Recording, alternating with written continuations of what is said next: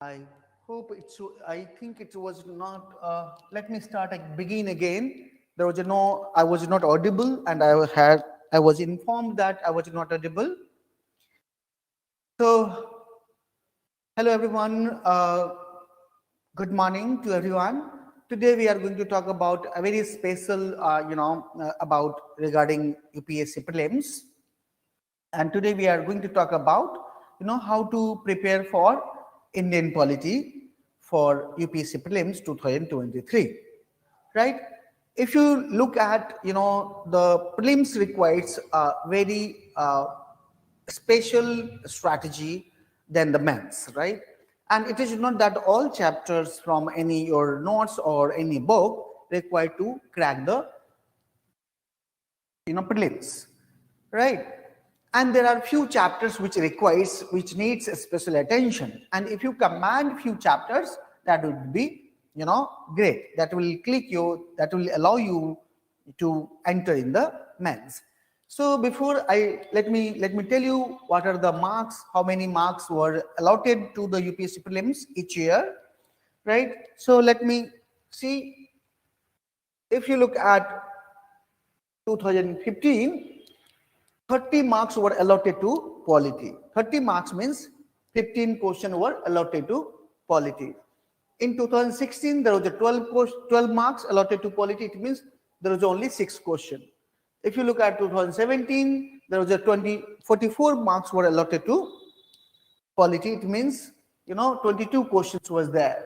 In 2018, 30 marks were allotted to polity. It means 15 questions. 2019, 32 marks were allotted to polity. It means 16 questions. If you look at 2020, 34, it means 17 question was there. Here you had 21 question. Now in the last year, you had only 13 questions. Now 2023, right? What would be the marks, right? Approximately 15 question would be asked from polity, approximately, right? And one needs to take polity very seriously, because if you look at polity is little easy other than the other subjects. You can apply your IQ, and you can expect error free answers from polity. Now if you see the polity, there are many chapters, but you need to give proper attention to only 10 chapters, not more than that. And 10 chapters will allow you to go to answer at least 80 to 85% your questions, right, from polity. And few questions comes, and that is very irritating and needs a special attention, right? And that we don't need to attempt, right? We don't need to attempt, right? Now if you look at the chapters which is required for polity for the prelims point of view. Now if you look at the chapters, then these are the chapters. For example, historical background of India's constitution, right? For example, if you look at the Indian constitution was not a product of sudden events. No, there was a series of act regulations, right, framed by British Parliament, right, that was a basis for the making of India's constitution. So if you look at historical background, like the Regulating Act 1773, East India Act 1784, then there was Charter Act 1793, then there is another act in 1813, Charter Act, then there was a Charter Act 1833, right? And then last was Charter Act, then the Government of India Act, not Government of India Act, basically the Regulating Act 1858. Now if you look at historical background, so this act is very, very important, right? And then Regulating Act 1861, then Government of India Act 1909, Government of India Act 1919, Government of India Act 1935, and Government of India Act Independence Act 1947. So this historical background is very, very important. Now, at least one question is expected that may come from this here. Now, second chapter is preamble. If you study preamble very carefully, you'd be able to click answers very easily. So this chapter is very important, preamble, and then salient features of the Indian Constitution, right? Especially you just focus on preamble and also salient features of the Constitution. Then third chapter, that is fourth is fundamental rights and DPSP and fundamental duty. This fourth chapter is also very important. Then fifth is a government. Basically, we need to talk about parliamentary system of government. Now, sixth chapter is parliament. Now, seventh chapter is Indian polity. Eighth is Panchayati Raj. Ninth is information related to MLA lad. It's called MLA lad or MP lad. Member of Parliament, local area development. Right. Then MLA lad, member of Legislative Assembly, local area development. This scheme. So certain information required. Then 10th is about election and especially electoral reforms, right? If you pay attention to these 10 chapters, it is more than sufficient to cross the benchmark, right? For example, you would be to click 80 to 85% of your questions from the polity, right? And these sections will help you. Now in polity we don't need to score 100 or 80 or 100. No, if you are able to click your questions 50%, if you minimize your error, if there is no error, then that would be sufficient, right? That would be sufficient to enter for the mains, right? Let me tell you little about today we will talk about historical background of India's constitution, right? So this is the first class, and in the first class we talked about the number of questions that has been asked from 2015 to 2022 and what could be the possibility in 2023. What are the chapters that are required to pay required a little more attention, right? If you pay attention only on these 10 chapters, it would be more than sufficient to click all the questions, mostly, not all the questions. Okay, you don't need to attempt all the questions, but yes, most of the questions, at least 70 to 80 to 85% from these 10 chapters. Now, next 20 days, we are going to talk about this, right? That I'll take 20 classes to finish all the 10 chapters, and I expect that you have already some study you have already some study on these chapters, and you need little more attention to these chapters. If you are not gone through it, go through it now, right?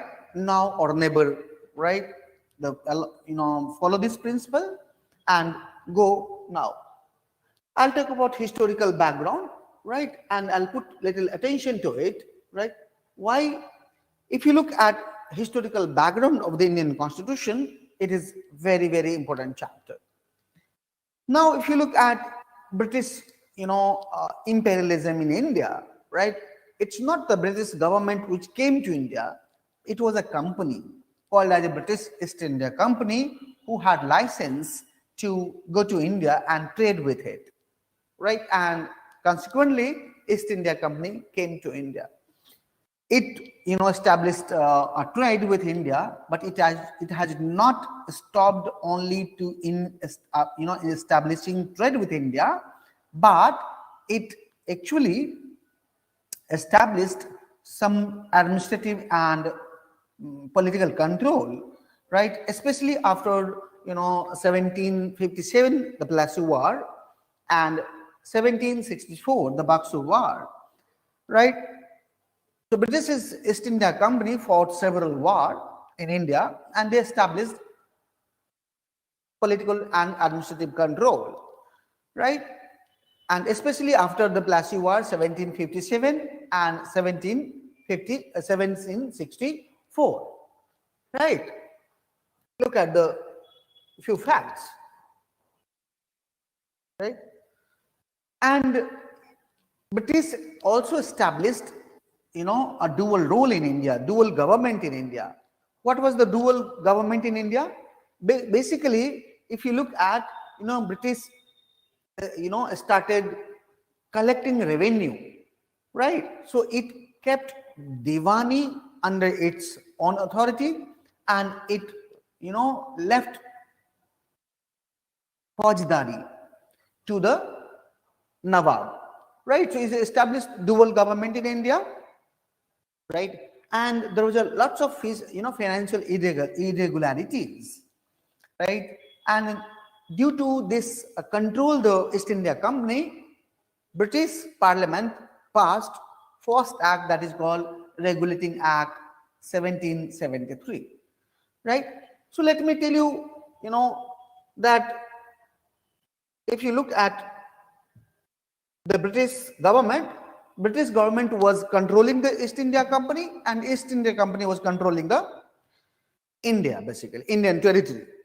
Now later on, British started, intervened directly in Indian territory, and it's controlled India. So if you look at the company rule, right? Initially, there was a company rule.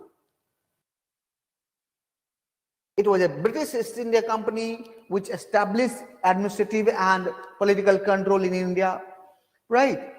And which defeated many Rajas, right, Nababs, and established political control in India, right?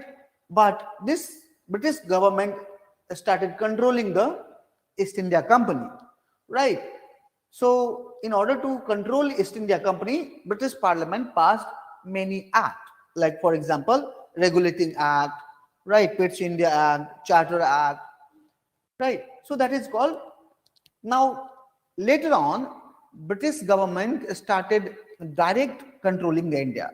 So there is two sets of rule, right? One is company rule. So since 1773 to till 1857, right, there was a British rule, not company rule, right? 73 to 1857, there was a company rule. In 1858, right, the British Crown has directly ruled India, basically. It intervened in ruling of India. So it's called Crown rule. So we can divide into two parts, company rule and Crown rule. Now, if you look at company rule, of course, British government was, regulating the company, and company was controlling the India. So if you look at, there are so many acts. For example, there are Regulating Act 1773, then Amending Act 1781, then Pitt's India Act, then Charter Act, right? So there are many acts. The Crown Rule, which is Government of India Act 1851, then Indian Council Act 1861, then Indian Council Act 1892, 1809, then Government of India Act, right, 1919, Government of India Act 1935, and Indian Government Act, 1947.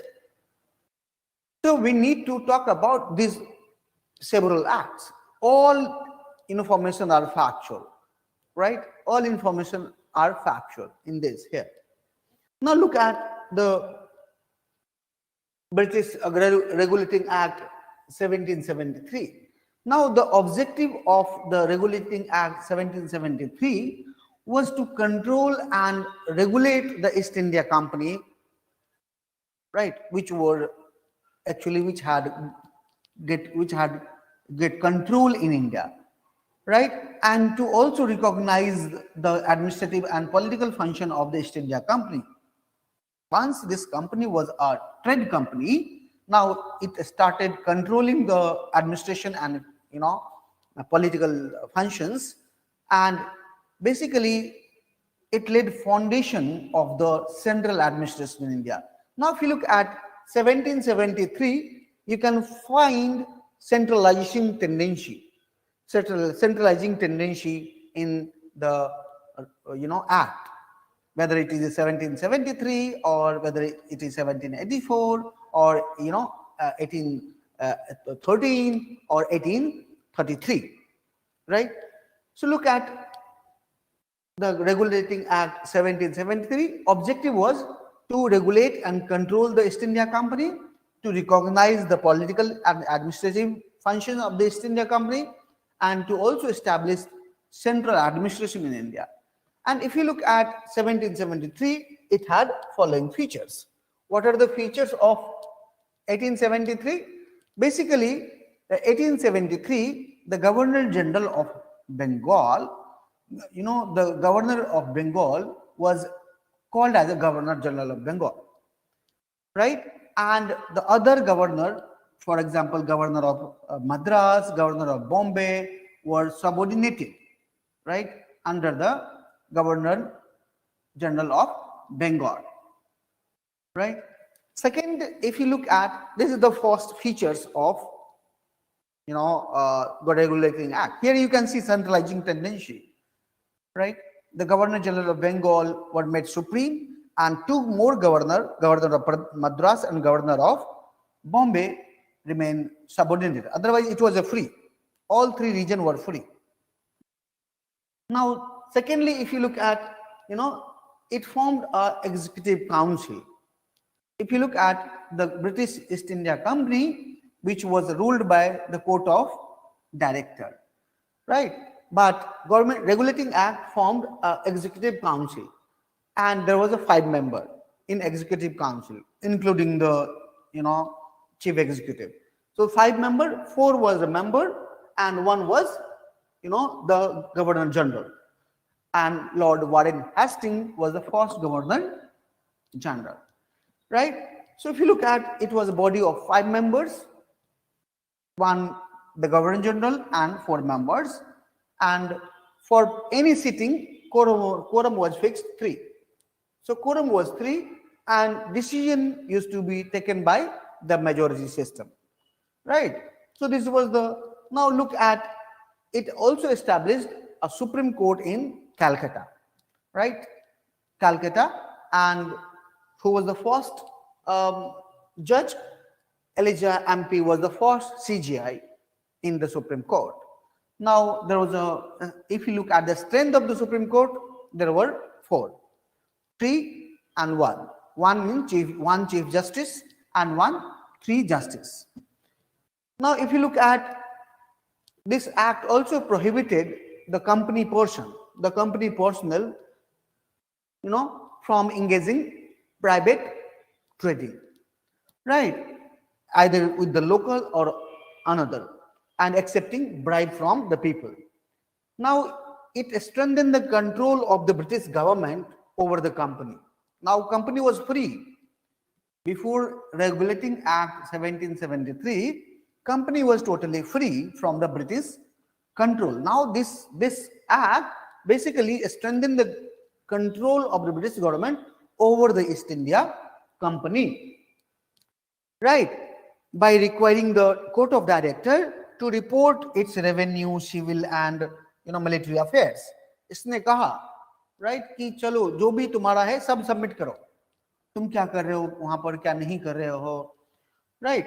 And the Court of Director was used to deal with the revenue, civil, military affairs, right?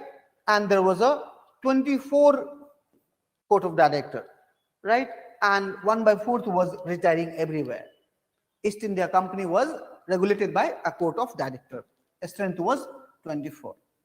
So this was the special features, few features of Regulating Act 1773.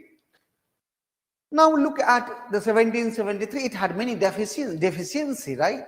And to correct that deficiency, next act came into being. So if you look at Amending Act 1781, now name is Amending Act.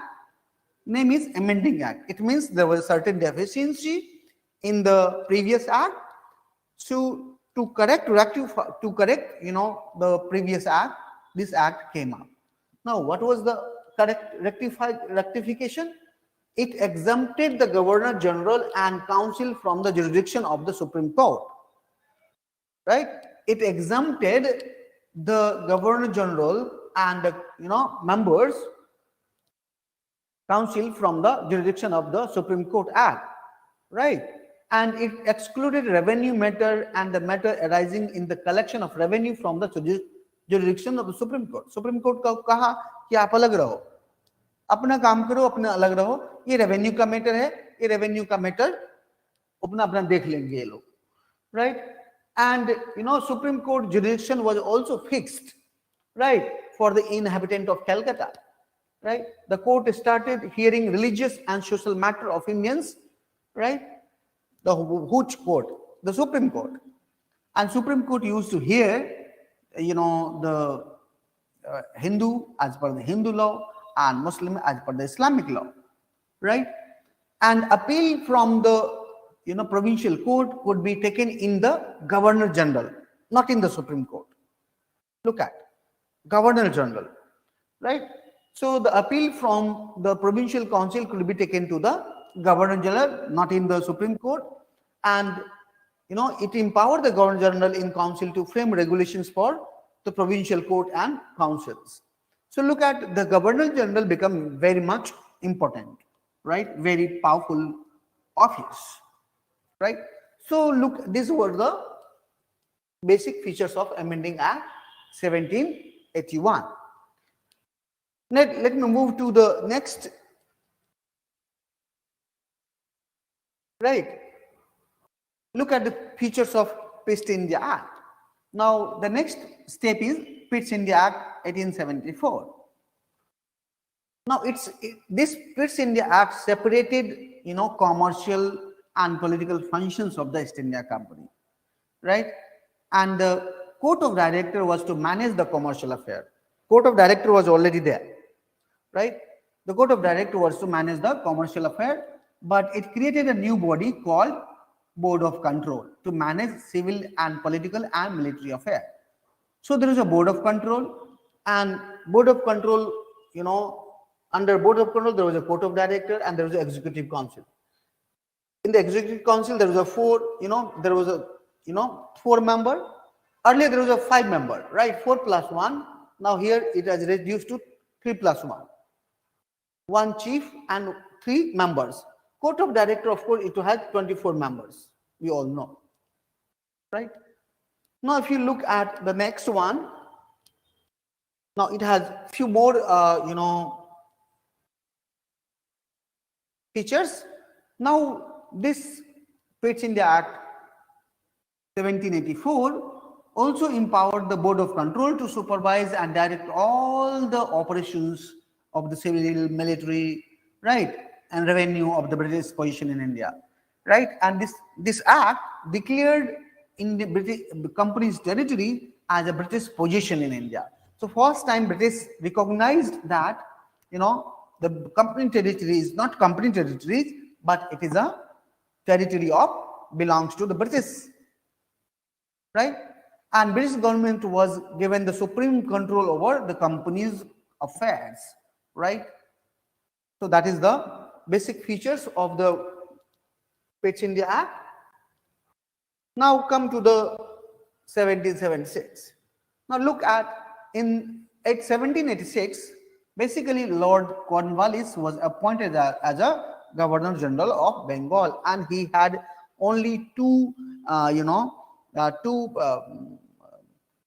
condition to accept the position of the government of this Governor General of Bengal position.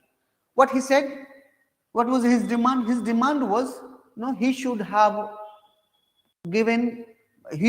power to override the decision of his council in special cases, and he should also be commander-in-chief, right? And accordingly, the Act 1786 was enacted to accept the both provisions. Now, next was, the Charter Act 1793. Now look at the overriding power of the governor was extended by 1793. Look at the features of Charter Act 1793. Now, what it done? It extended the overriding power to the Lord Cornwallis over his council and to all his future Governor General, Governor of the presidency. It gave also Governor General more power and control over the government, right? Governments of the subordinate presidency like Bombay or Madras, right? And it extended the trade monopoly of the company in India for another 20 years. You know that East India Company had monopoly over the trade with India, and this act, Charter Act 1793, it also laid down that the members of the Board of Control and the staff and paid out of the Indian revenues, right? Now look at the next is Charter Act 1813.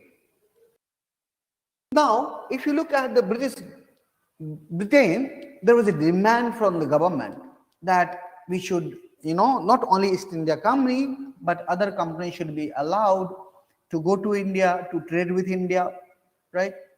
And therefore, if you look at, the Charter Act 1813 ended the monopoly of East India Company, to trade with India, except, trade in tea and trade with China. Right, so East India Company had monopoly to trade with India and trade with China also, but the Charter Act 1813 ended the monopoly of British East India Company to trade in India, except trade with China and trade in tea. Then if you look at it, asserted the sovereignty of the British Crown. Why? Because East India Company had only a right to trade with India, but British government ended that kind of privileges that East India Company had. So if you look at the British authority allowed other company to come to India and trade with India. So British government asserted sovereignty, supreme control over the India, right? And basically it authorized the local government in India to impose taxes on persons. They could also punish the person if they don't pay taxes. The 1813 government, this act also allowed missionaries to come to India, right? 1813 Charter Act also allowed missionaries to come to India. So if you look at, these are the features of Charter Act 1813. Now if you look at next charter, that 1833, now this was the highest time, right? It was the highest, it was the last act which made, centralization more strong. Now, if you look at Charter Act 1833, now it made the Governor General of Bengal as a Governor General of India, right? Earlier it was called as Governor General of Bengal, and Bengal used to control all the, right? Now it is called Governor General of Bengal as a Governor General of India, and Lord William Vantick was the first Governor General of India, right? And it deprived the Governor of Bombay and Madras of their legislative powers, right? And now who had the exclusive legislative power? The Governor General of India. Of course, look at the centralization tendency here, right? So law made by under the previous, if you look at earlier, earlier provincial was a little free. Now Charter Act 1833 attempted to introduce a system of open competition to recruit civil servants in India. But if you look at the Court of Director, resisted, nahi, aisa nahi hoga, right? So if you look at 1833 Charter Act, it was one of the acts which promoted centralization tendency in India, right? Now the next act was Charter Act 1853. Now this was the last act, to regulate the company. Now what was the major salient features under this act? Now look at this act. First time separated legislative and executive functions of the Governor General. Earlier, if you look at before, the executive and legislative functions was done by the Governor General, but now the executive functions and legislative functions had been separated. Right? So you can see here separation of power, right? This act, added a new 6 members, right? 2 judges from the Supreme Court of Calcutta and 4 representative members from the 4 provinces, right? As a legislative councillor, right? You can call mini parliament. Now to here again you can see the executive and legislature, 2 separate functions. 2 functions were separated in this act 1853, right? Now if you look at a separate governor for Bengal presidency was to be appointed, and appointment gave free hand to Governor General to concentrate on entire India, right? And it introduced first time local representation in the legislative council, in the parliament.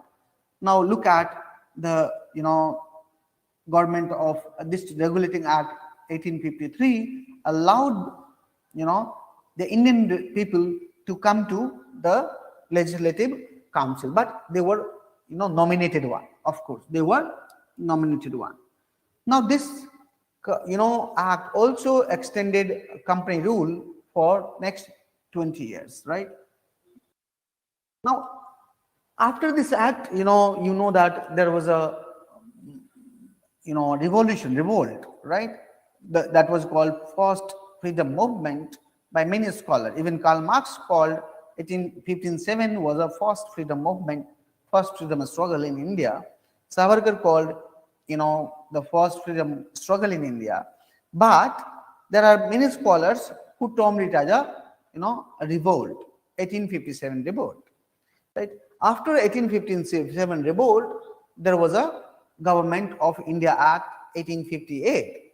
This was a landmark act. Now, if you look at the Government of India Act 1858, now British government started directly controlling India, right? It snatched control from the East India Company, right? It abolished East India Company rule in India, and the entire power was transferred to the crown, to the British crown, to the British authority, right? And now India was directly governed by the Majesty, right? By Her Majesty, right? It changed designation, and if you look at the designation, several designations have changed. Earlier there was a Governor General of India, now has become Viceroy of India, right? So we started calling Viceroy, instead of Governor General, right? Now if you look at this Viceroy was directly represented Viceroy directly represented the British Crown in India, and Lord Canning was the first Viceroy in India, right? And it ended the dual government. If you look at 1784 British States and India Act, which established a dual government in India, right? Which was ended by the Government of India Act 1858, right? So it abolished, the Board of Control, right, and the Court of Director, right? Now, if you look at, there are new offices that came into being. What are those new offices? First new offices was the Secretary of State for India. What was Secretary of State? The Secretary of State was actually a kind of MP, a kind of minister, right, in the British Parliament, which was responsible to the British Parliament about any action and incidents in India. Right? Like for example, we have finance minister, we have foreign minister. Similarly, there was a called the Secretary of State for India, and this Secretary of State for India was responsible to any action and events in India. Secondly, if you look at, it established 15-member Council for India, right? And it assisted the Secretary of State for India. However, if you look at, this council was advisory in nature. So there was a member of this Secretary of State for India used to be in Britain. They used to be in Britain in the lower house, and in India, the Viceroy used to control entire thing, right?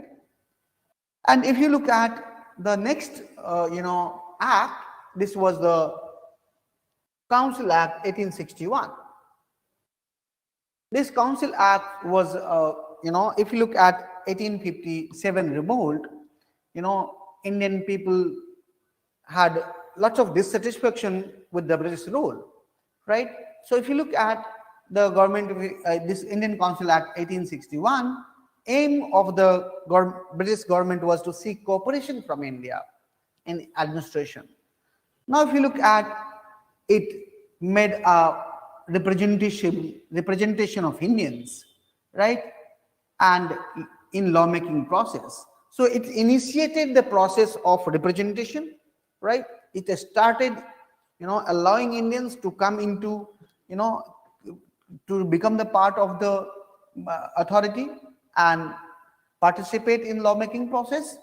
And it also started the process of decentralization, right? Otherwise, if you look at the company rule was one of the major feature of company rule was centralization, right? But if you look at decentralization, 1861 is known as the process of decentralization by restoring the legislative power to the Bombay and the Madras presidency, right?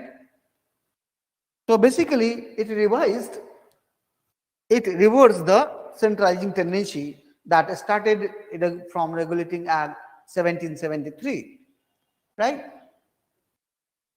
Right. Now look at the another features of this act.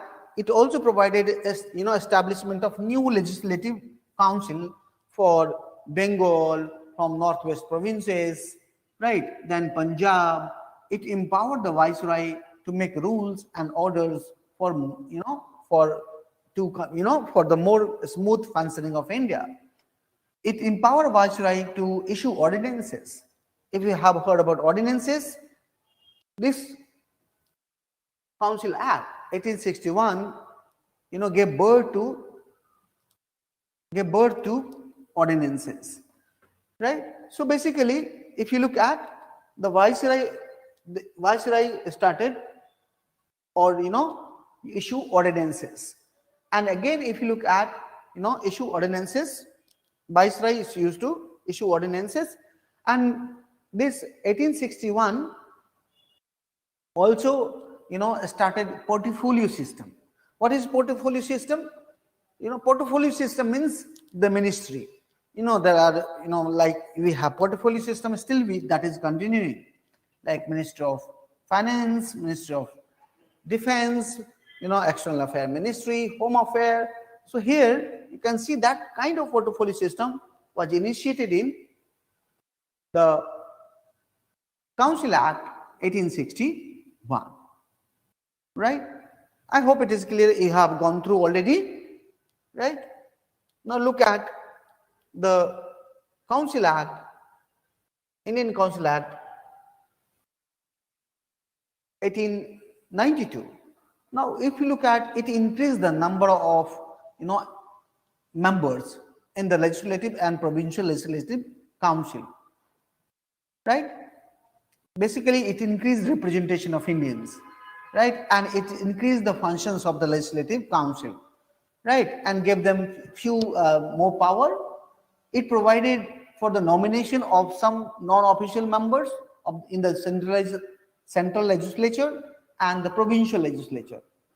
Properly, actually, if you look at, there was zamindars, of course, that were represented more.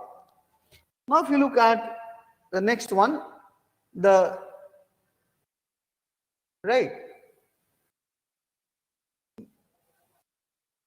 Indian Council Act 1909. The Indian Council Act 1909 was a famous. Why it was famous?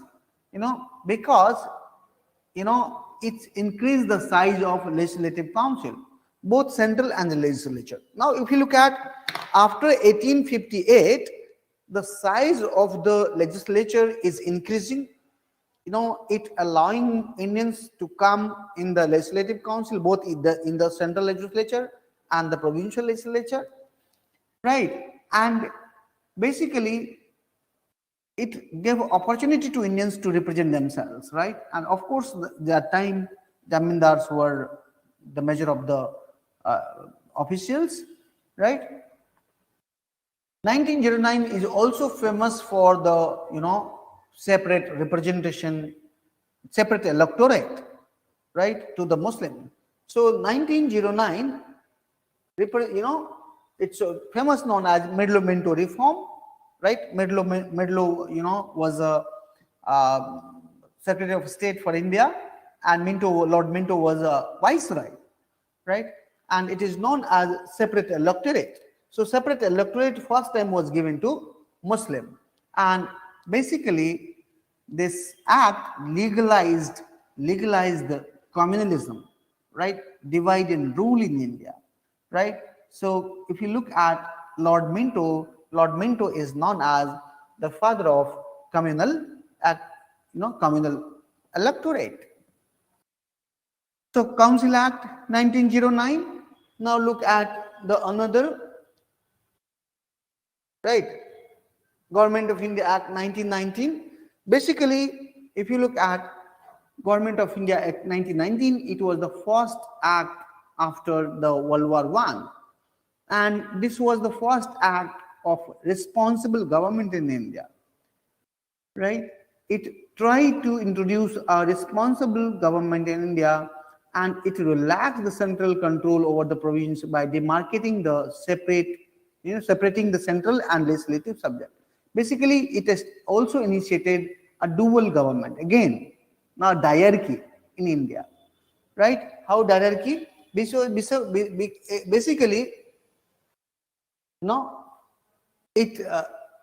it separated, subjects, right? Central subjects and provincial subjects, right?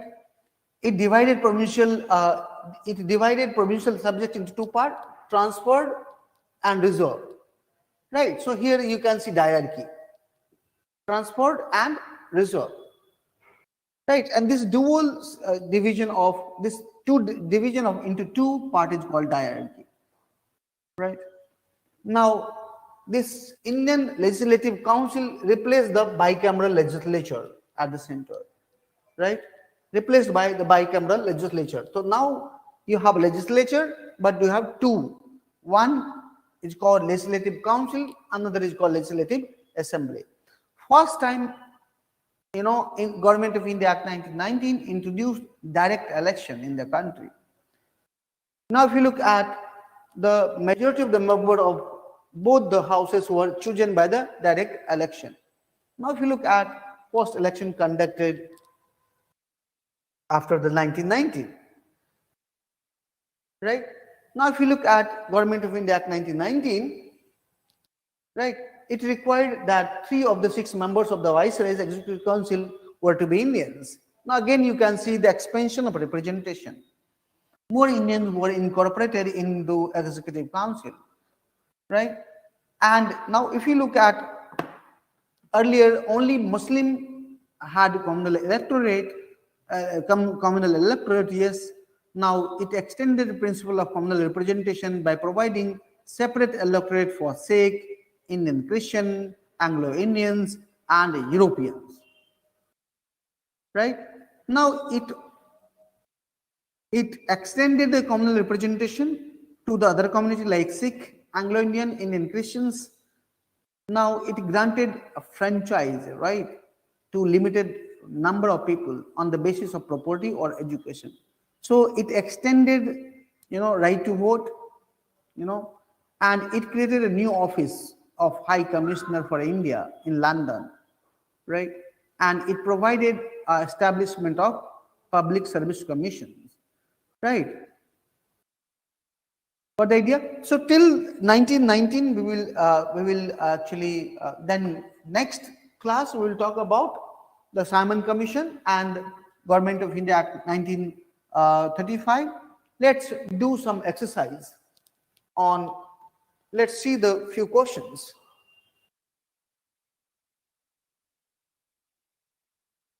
If you look at few questions, right? Now this is the question on historical background. First question says that in the context of Regulation Act 1773, consider the following statements. Now we have already discussed Regulating Act 1773. You can see the answer, right? Now it designated the governor of Bengal as the Governor General of Bengal. It is correct. Secondly, it prohibited the East India Company's personnel from doing trade with local people. This is also right. It abolished the trade monopoly of East India Company. No, it was only 1813 Act, Charter Act, which abolished monopoly of trade of British East India Company. So 1 and 2 is correct. So you can search 1 and 2, then it would be the correct answer. Right? Let's check into another question.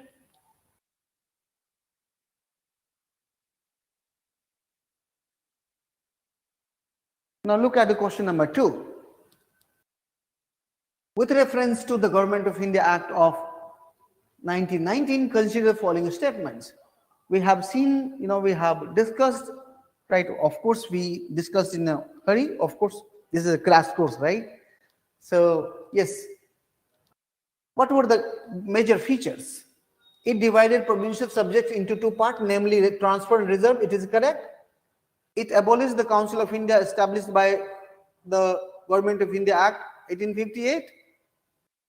No, it introduced bicameralism, direct election in India first time. Yes, it is correct. So 1 and 3, and if you look at it, abolished the Council of India established by Government of India Act. Yes, it established Council of India and established So 1, 2, 3, 1, 2, 3, all are correct. D would be the correct answer. Now look at the next question.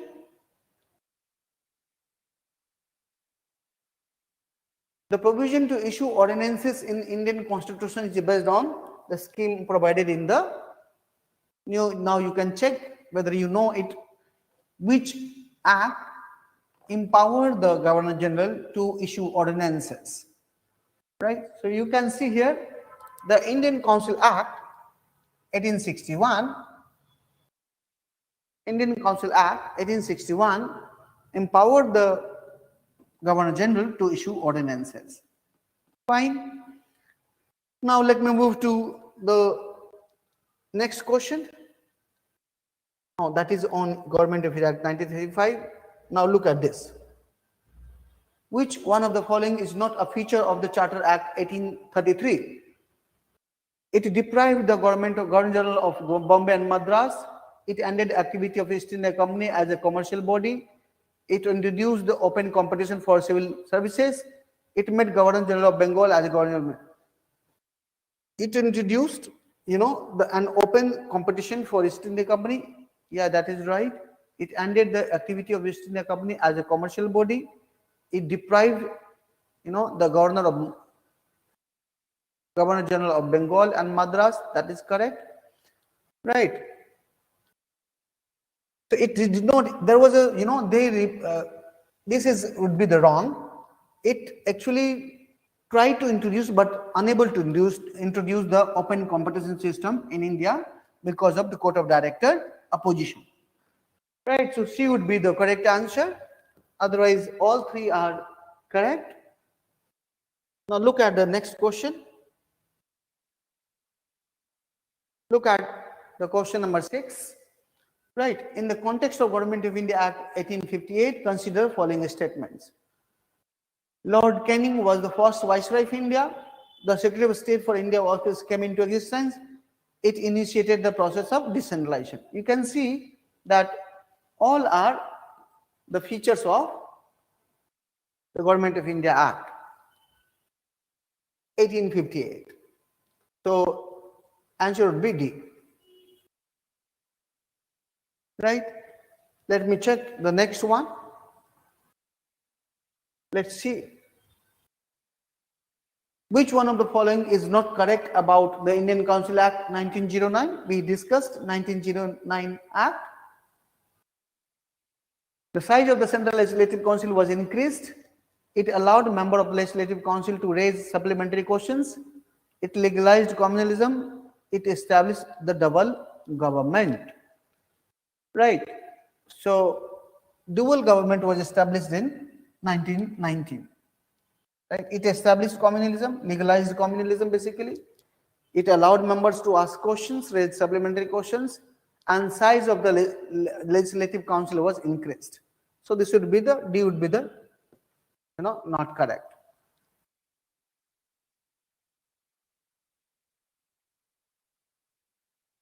Now look at with reference to the Constitution, consider the following statement.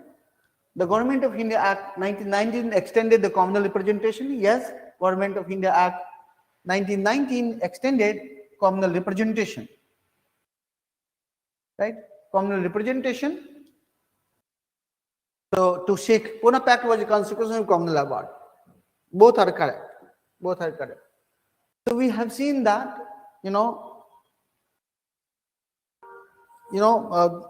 the few features, and that features are very important for the prelims.